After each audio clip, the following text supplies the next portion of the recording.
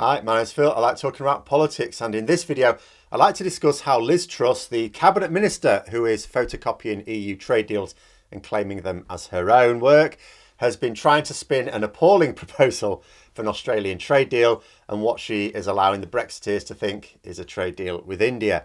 But first, if you'd like to be notified of daily news in politics, please subscribe to the channel and click the bell notification icon.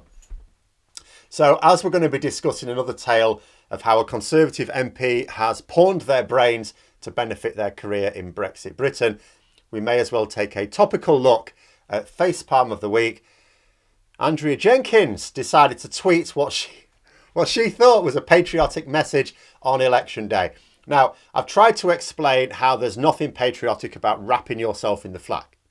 The flag is the symbol of the patriot, but patriotism is standing for the values that the flag represents, not pissing on them and then running the smelly wet rag up a flagpole. But if, in the absence of any genuine patriotism, all you have is the image of a flag, at least make sure it's the right one. This is sort of, what the Union flag looked like when it was the Union of Great Britain. Doesn't include the cross of St Patrick representing Northern Ireland. In short, this is not the flag of the UK.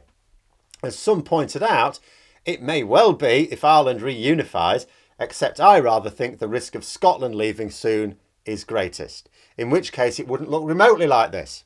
Because the Scottish contribution to the Union flag takes up the most real estate. Without the saltire, you'd need to throw the whole thing in the bin and start again. But anyway, Andrea Jenkins is a genuine moron.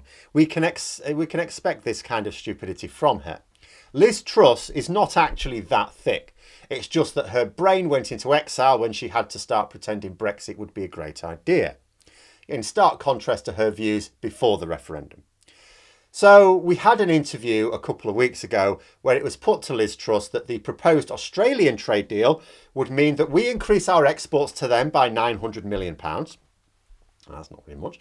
But they would increase theirs to us by 4.2 billion. Yeah, she said. She didn't see the problem in a deal that was so heavily in favour of the other side. See, this is the problem with her not being an actual genuine Brexiteer. Well, actually, I suppose there are two problems. The first one, as I've already said, is that her brain can't be asked to come up with any real arguments, so just goes with the flow. Andrea, Liz is there saying to her own brain, come on, get me out of this question. The brain's going, no. But the other problem is that she forgot that one of the reasons for Brexit was supposed to be the trade deficit. Oh, we have this imbalanced trade deficit with the EU. To the point was that we're supposed to be able to get trade deals that were more in our favour than the ones negotiated collectively by the EU. So she doesn't really get the problem. Presumably she thinks it's Boris Johnson and Michael Gove who should worry about explaining why all our trade deals are worse for us than the other side, or why they're worse than they were when we were in the EU. She was told to say Brexit is great and agree trade deals. If she has to agree them quickly, it means she needs to give in to pretty much all the demands from the other side. Obvious, really. Then earlier this week, she starts banging on about a deal worth £1 billion, well, that's a little bit more, worth of trade with India. Oh, and it's supposed to be generating an extra 6,500 jobs in the UK. Not really sure where they get that from. But what they seem to be neglecting to mention is that this is probably not going to be jobs for British citizens. But anyway, we'll see. But the whole thing is being billed as a trade deal. But wait, what's this?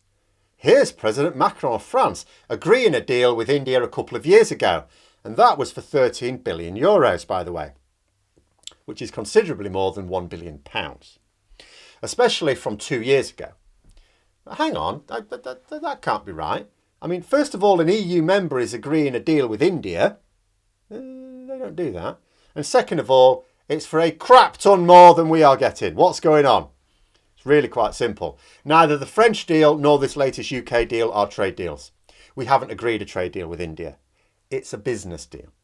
And we used to arrange them all the time as EU members. In fact, my early political education through Yes Minister, there was even a whole episode on arranging one. This, for us, is also a really small one. £1 billion, it's nothing. Something for the papers to dangle in front of the sheeple because they wouldn't know what a trade deal is or how much it should be worth. They could have said 50 million and it would sound like a lot to the gammons. They don't know. As long as it's more money than they could make in their lifetime, well, that sounds like a lot of money.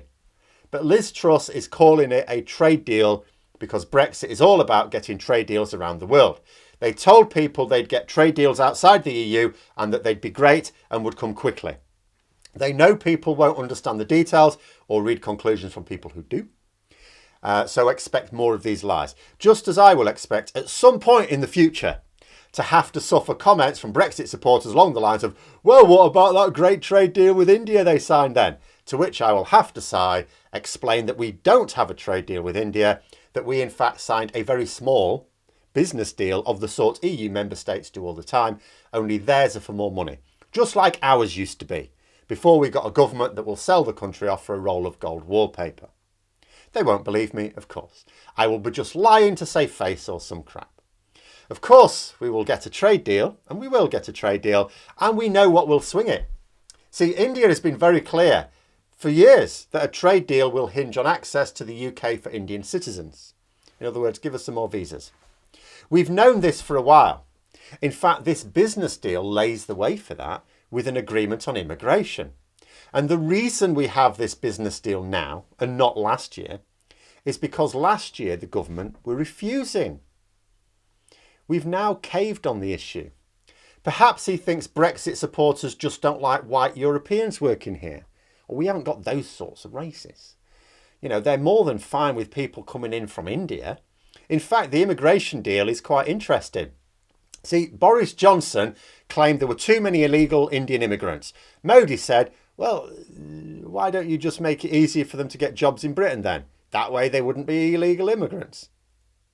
Fair enough, seems to have been the response. So we're laying the groundwork to make it easier for people from India to come over and work. And just to point out to the Brexit gammons, there's a lot more people in India than the EU. Or even Turkey. Go on, tell me that's what you voted for. And this is one consequence I don't care about either. You know, normally you get the response of, and I get it several times a day, you lost, get over it. To which the only response, if I can be bothered, which I mostly can't these days, is we all lost. But on this occasion, it's a loss only for Brexit. Because at the end of the day, whether they understand it or not, our economy is a monster and we don't have enough workers to power it.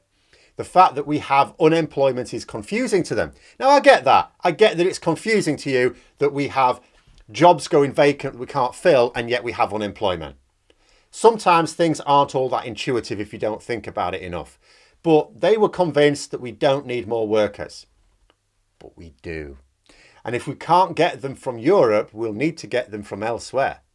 I don't care where people come from. Now, I'm not someone who ever describes myself as some do as a citizen of the world, because I appreciate citizenship is a legal term, but I share the sentiment. If people from India want to come over here and power our economy whilst facing the ugly side of British society that has been unshackled since Brexit, they have my thanks and deepest sympathy. But I'd still be intrigued to discover how the Brexit voters will paint that as a win. Because every downside that has emerged, every downside has now been billed as, yeah, well, we knew we were voting for this. Even though you said it was all lies in 2016 that this would happen. Yeah, but we knew. I knew what I was voting for. Go on, tell me how you knew you were voting for more people from India to come over here and work. Tell me that. But those are my thoughts. Let me know yours in the comments below. Hope you found the video interesting. If you did, don't forget to click the like button. And if you'd like to support the channel further, please also click the Patreon link for details. And until next time, I'll see you later.